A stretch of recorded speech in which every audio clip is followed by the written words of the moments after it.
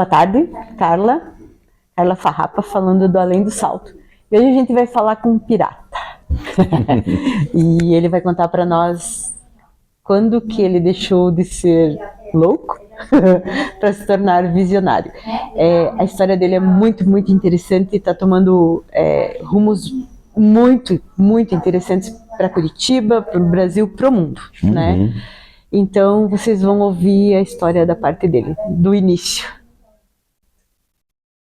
Então, a história, né, dessa pesquisa, digamos assim, desse evento de ir em busca da história do pirata Zulmiro é uma coisa interessante, por causa que isso era uma lenda urbana aqui na cidade de Curitiba. Era a maior lenda urbana da cidade de Curitiba, um pirata inglês com esse nome esquisito de Zulmiro, que veio se esconder aqui na cidade há 200 anos, no início do século XIX. E total, cara, de ser uma lenda urbana, como é que um pirata vem se esconder em Curitiba? Nada Curitiba, a ver, né? Não está nem próximo do oceano, estamos distantes cento e poucos quilômetros no primeiro planalto. Não fazia sentido nenhum, ainda mais um pirata inglês com o nome de Zulmiro. Mas era essa aí a maior lenda urbana da cidade de Curitiba.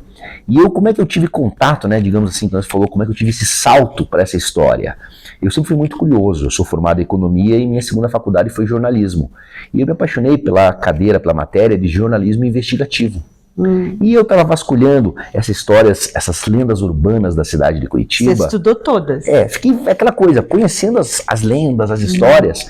E eu lembro que eu fui em busca, eu esbarrei nessas histórias. Primeiro que me chamou a atenção, a história dos túneis subterrâneos aqui na cidade de Curitiba. Né? Eu também sempre gostei então, e era no centro histórico da cidade, ligando as igrejas, ligando as casas antigas, os prédios antigos. Existia essa lenda dos túneis subterrâneos. Que existe.